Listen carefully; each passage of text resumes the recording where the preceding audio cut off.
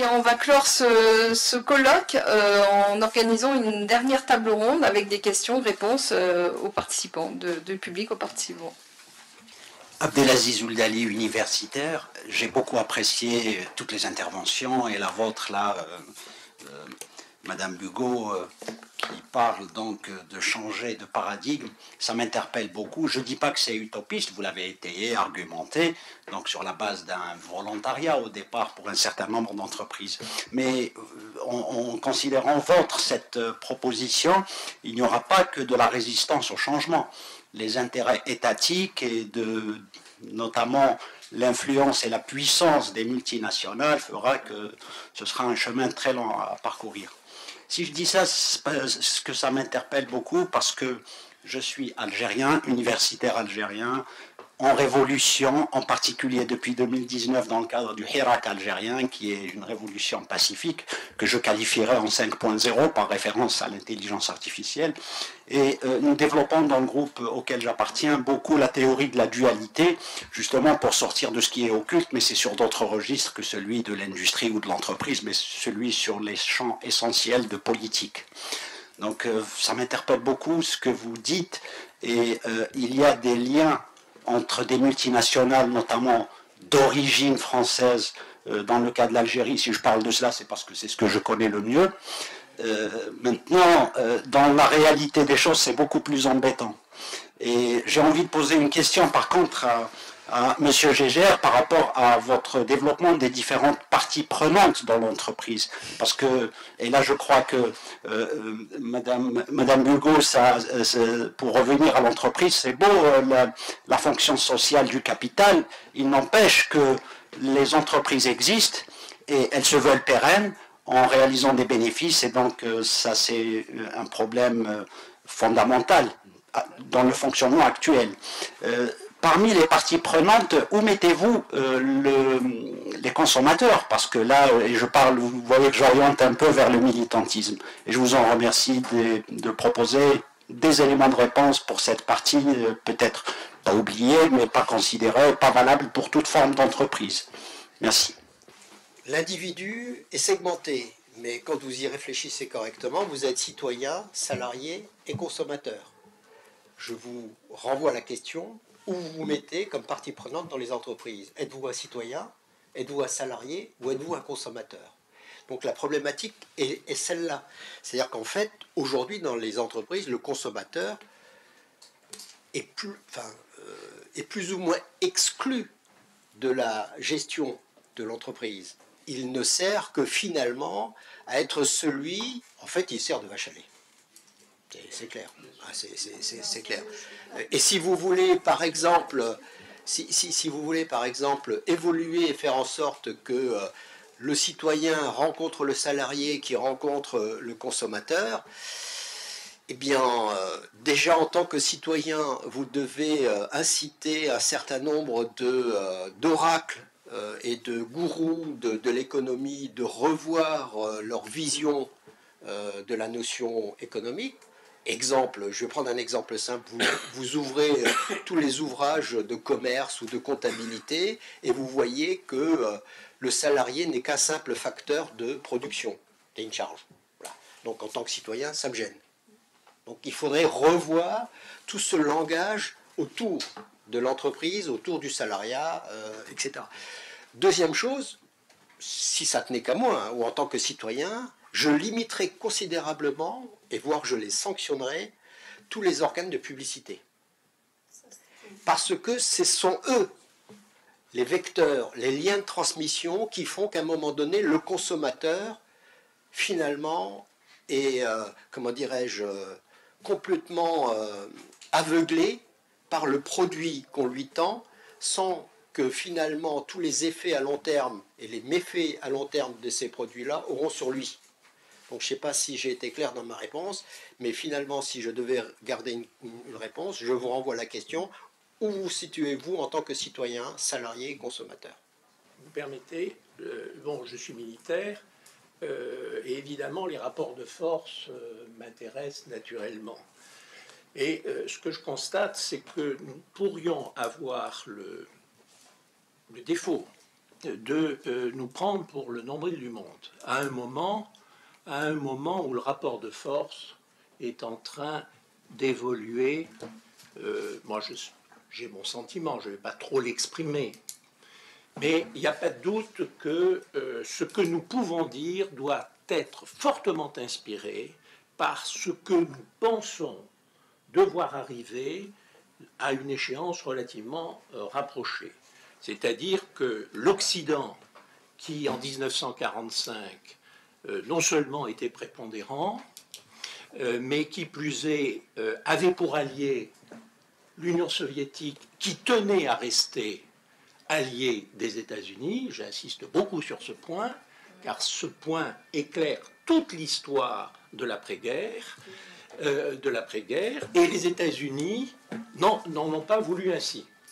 Et une bonne partie de l'histoire qui a suivi résulte de cette absence d'accord qui était nouée à Yalta, puis ensuite dans d'autres rencontres, et qui faisait qu'il y avait une organisation du monde.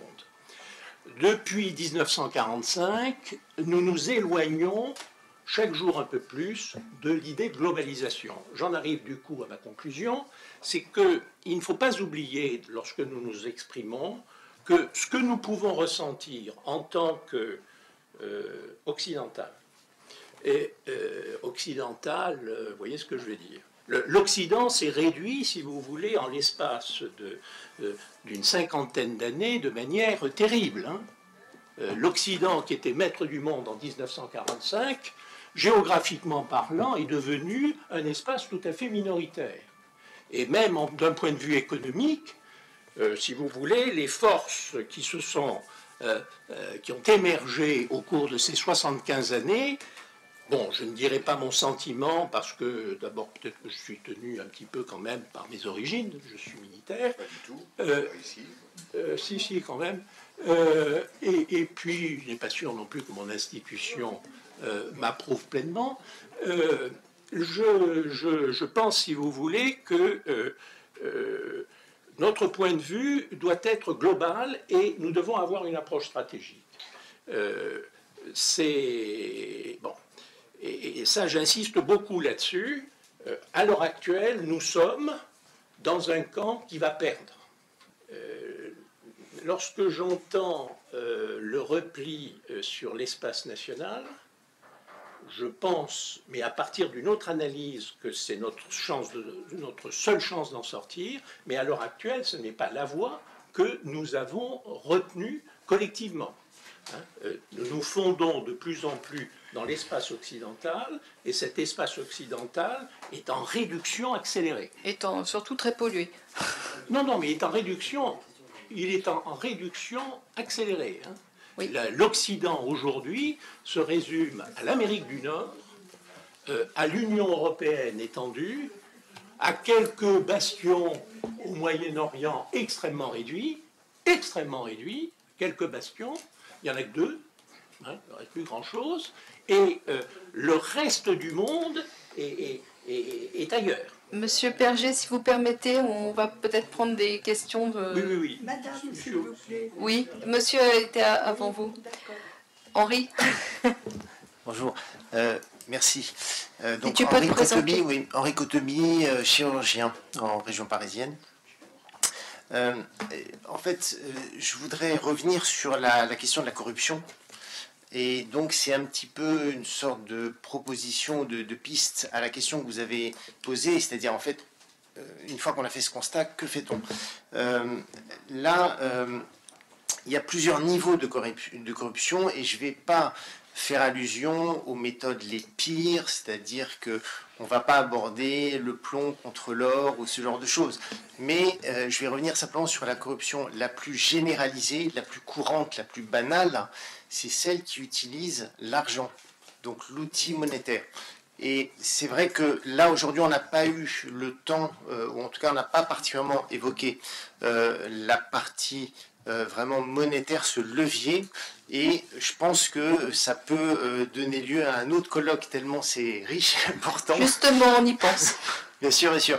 Mais ce que je voulais dire, c'est que, en fait, en termes de solutions, de pistes, ce levier-là, à mon avis, est absolument essentielle dans ce combat, à plusieurs niveaux. Premièrement, parce que dès qu'on s'intéresse à cette question, on arrive très vite à la question de la création monétaire. Dans les mains de qui est ce pouvoir de création monétaire? Ça, c'est vraiment essentiel.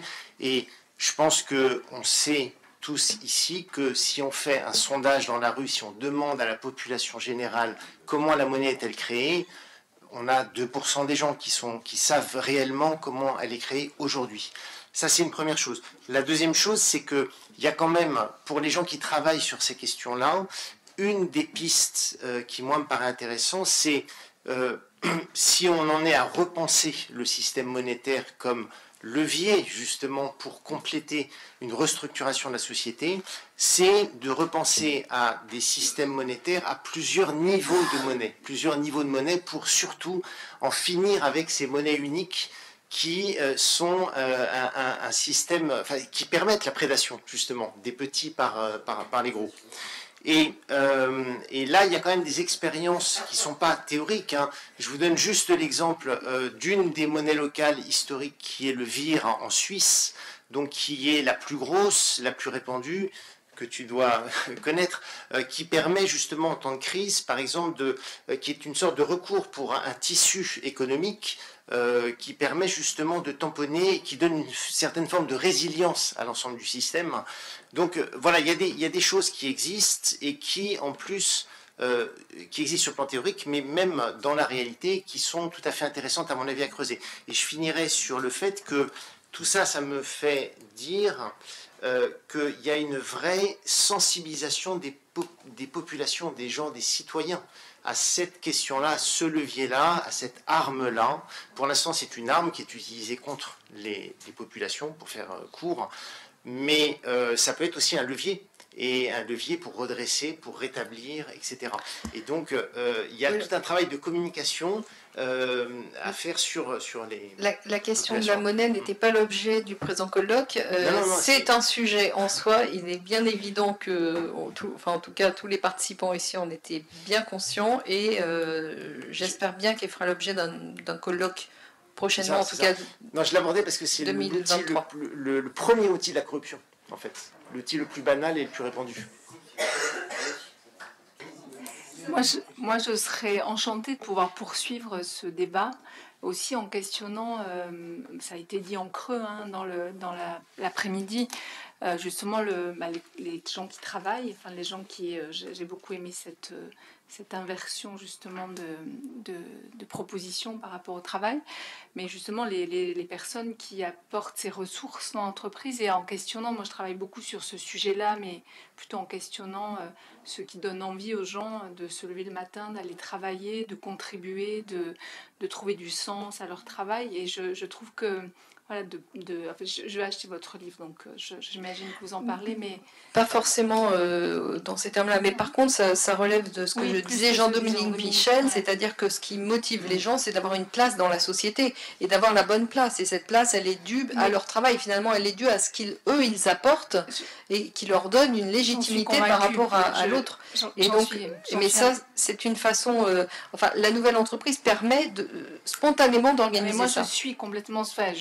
j'adhère à tout ce que vous avez proposé, et je trouve que maintenant faire ce lien, voilà, c'est une proposition de poursuivre justement en associant, pas simplement en regardant l'organisation avec cette proposition, mais en y corrélant aussi ces nouvelles aspirations et cette réalité justement de ce que vivent les gens, parce que c'est hyper intéressant, parce que j'y suis tous les jours dans ce sujet-là, et je trouve que votre vision, justement, ce prisme et cette déconstruction, reconstruction de ce qu'est l'entreprise et de son rôle et de sa raison d'être d'une autre manière que ce qu'on entend, y compris dans l'entreprise libérée, etc., est hyper intéressant d'un point de vue aussi juridique.